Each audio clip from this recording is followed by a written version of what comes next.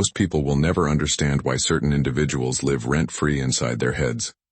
You meet someone once, maybe twice, and you cannot stop thinking about them. You replay every conversation. You wonder what they meant. You catch yourself imagining what they are doing right now, whether they are thinking about you too, and here is what nobody tells you. What great students of human psychology have understood for centuries is that this process inside your head is not random. It is not chemistry. It is not fate. It is not some mysterious force aligning two souls. It is a craft.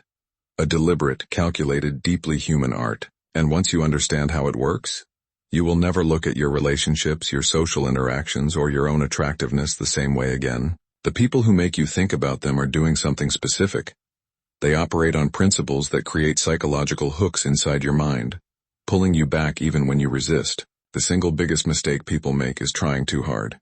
They text too much, call too often, make themselves too available, too readable, too predictable, and what happens? The other person feels crowded. They sense the desperation underneath the effort and they pull back, pushing connection further away the harder you try. The mind is never attracted to what it fully possesses. It is always attracted to what it cannot quite grasp. Just close enough to feel possible. Just far enough to keep you reaching. A 19th century French writer described crystallization, where a bare branch thrown into a salt mine emerges weeks later covered in brilliant sparkling crystals, transformed from ordinary into extraordinary. That is exactly what happens in the human mind. We take an ordinary person and coat them with imagined qualities, until the version in our head is more compelling than reality. This crystallization requires absence. When someone disappears briefly, says something mysterious without explaining, your mind immediately fills the gaps, and you begin building an imagined version of them. Psychologists call this the Zeigarnik effect. The brain compulsively holds on to incomplete things, running them in the background, returning obsessively, searching for resolution until the loop is finally closed. The most magnetic people never give you the complete picture. They create open loops in your mind, and your brain, being an obsessive completion machine, keeps returning to close them. Real vulnerability is the most powerful magnet in human connection.